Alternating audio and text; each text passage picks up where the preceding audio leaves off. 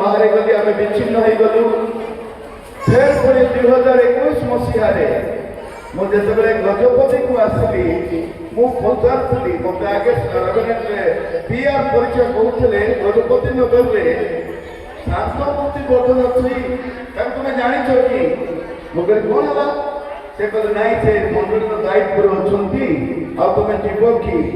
ସେ ହେଉଛନ୍ତି ମୋର ଭେଣେଇ। ମତେ ମୋ ନାଁ କହିଲେ ସେ ଜାଣିବେ। ତାପରେ ମୁଁ ଏଠି ଯେତେବେଳେ ଆସିଲି ବାଇବଲ କଲେଜରୁ ମୁଁ ଅବସର ନେଲି ପାଳକ ଭାବରେ ପ୍ରଚାରକ ଭାବରେ। ଆମେ ଗଜପତି ମୁଁ ମୋ ସ୍ତ୍ରୀ ଆସିଲୁ। ମୋ ସ୍ତ୍ରୀ ହଠାତ୍ ପ୍ରଭୁଙ୍କ କୋଳକୁ ଚାଲିଗଲେ। ତେବେ ମୁଁ ପଚାରୁଥିଲି ଶାନ୍ତମୂର୍ତ୍ତି ବର୍ତ୍ତମାନ କୋଉଠି ରହୁଛନ୍ତି? ଅନେକ ଲୋକ କହିଲେ ପାଳାକେନ୍ଦ୍ରରେ। ମୁଁ କେତେଥର ପାଳାକେନ୍ଦ୍ର ଗଲି ପାଳାକେନ୍ଦ୍ର ଦେଖା କରିକି ପଳେଇ ଆଇଲି। ତାପରେ ପୁଣି ମୋର ପୁଅମାନଙ୍କ ଘରକୁ ପଳେଇଲି ବାଙ୍ଗଲୋର ଫେର ଆସିଲି ଏଇ 5 ମାଇଲକୁ। ତାପରେ ଲୋକ ମୋତେ କହିଲେ ଯେ ଏଠି ଗୋଟେ ତାଙ୍କର କ୍ୟାମ୍ପସ ଅଛି ଆଉ ସେ ଏଠି ରହିଛନ୍ତି।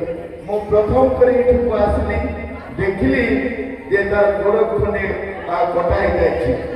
ମୁଁ ଯେତେବେଳେ ଫୁଲବାଣୀ ବାପ୍ଟିଷ୍ଟ ଚର୍ଚ୍ଚରେ ମୁଁ ପାଳକ ଥିଲି ମୋର ଭିଣେଇ ଆସିଲେ ମୋ ଚର୍ଚ୍ଚର ଲାଷ୍ଟ ବେଞ୍ଚରେ ବସିଲେ।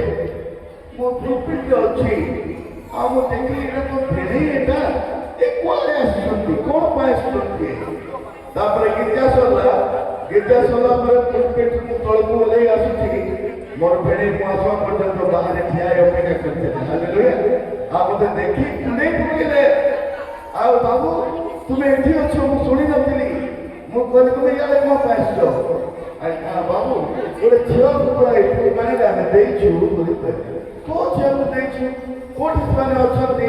ତାପରେ ମୋ ଘରକୁ ଡାକି ନେଲୁ ମୁଁ ଆଉ ମୋ ସ୍ତ୍ରୀ ଆଉ ସେ ଜଳଖିଆ ପତ୍ର ଖାଇଲେ। ତାପରେ ବାବୁ ମୁଁ ଯିବି ବୋଲି କହି ତାଙ୍କ ଜୁଇଁ ଘରକୁ ଗଲେ। ପରବର୍ତ୍ତୀ ସମୟରେ ସେ ଝିଅ ବୋଲି ସେଇଟା ବୋଧେ ପଚାରୁଛି ମୋତେ ଏଇଟା ଜୁଇଁ ଏଇଟା ସେ ଝିଅ ଏଇଟା ଏକା ଜୁଇଁ ହେଲେ ସେ ଜୁଇଁ ଆଉ ସେ ଝିଅକୁ ଖୋଜି ତା ଘରକୁ ଗଲି।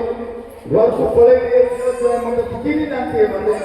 ତାପରେ ମୁଁ କହିଲି ଆଚ୍ଛା ହଉ ଠିକ ଅଛି ମୋର ଭାଞ୍ଜି ଏକା ବୋଲି କହିଲି ତୁମର ଭାଞ୍ଜି ଏକା ହେବ।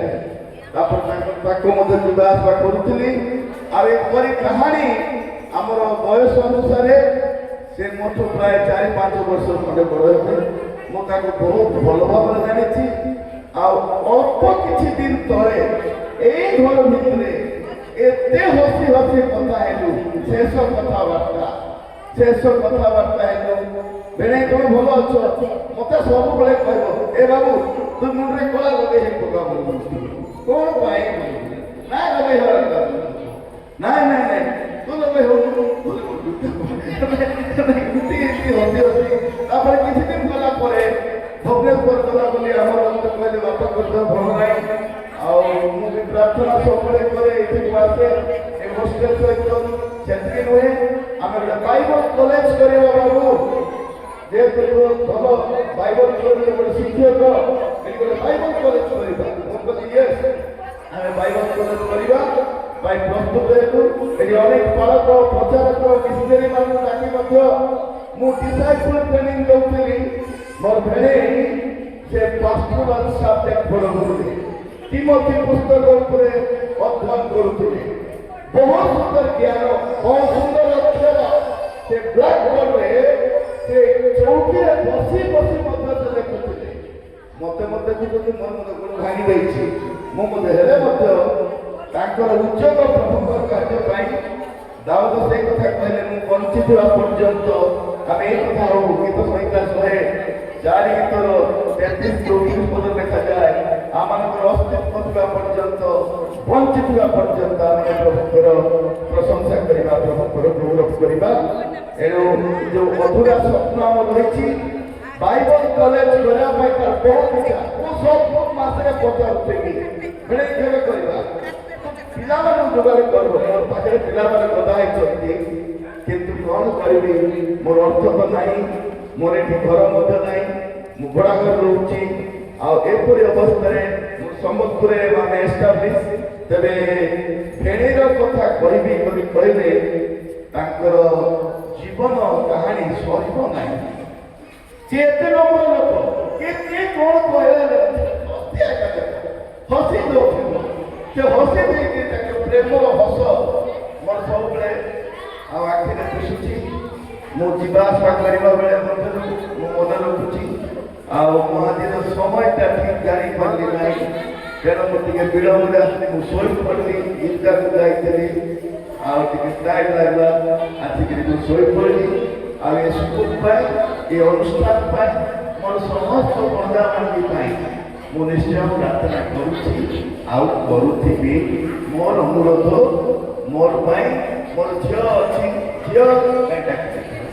ଝିଅ ଆସିବ, ମୋର ଗୋଟିଏ ମାତ୍ର ଝିଅ, ମୋର ତିନିଟା ପୁଅ ସମସ୍ତେ ବେଙ୍ଗଲୋରରେ ରହିଛନ୍ତି। ଆଉ ଜଣେ ଗୋଟେ ପୁଅ ଆଇଟିଆଇରେ କାମ କରୁଛନ୍ତି, କରନ୍ତି। ମୋର 6ଟା ନାତି ନାତୁଣୀ, ପୁଅ ବୋହୂ, ମୋର ଏଇ ଗୋଟିଏ ଝିଅ। ୟା ପାଇଁ ଆପଣମାନେ ପ୍ରାର୍ଥନା କରିବେ, କାହିଁକି ଏ ଦୁଃଖରେ ଆମେ ଚିହ୍ନାଚୁନି ହଉଛୁ। ଆମେ ନିଜ ଲୋକମାନେ ଆମେ ପର ହେଇଯାଇଛୁ, କିନ୍ତୁ ସବୁ ଆସିବ, ଧର୍ମ ଆସିବ, ମାନ ମନ୍ଦିର ସବୁ ଆସିବ, କିନ୍ତୁ ଏଇ ଯୋଉ ସମ୍ପର୍କଟା, ରକ୍ତର ସମ୍ପର୍କ, ବଂଶର ସମ୍ପର୍କ, ଜାତିର ସମ୍ପର୍କ, ଗୋଷ୍ଠୀର ସମ୍ପର୍କ, ଏହା ହେଉଛି ସବୁଠାରୁ ଅତି ଗୁରୁତ୍ୱପୂର୍ଣ୍ଣ ବିଷୟ। ପ୍ରଭୁ ମୋ ପିଲାମାନଙ୍କ ପ୍ରତ୍ୟେକଙ୍କୁ ଆଶୀର୍ବାଦ କରନ୍ତୁ।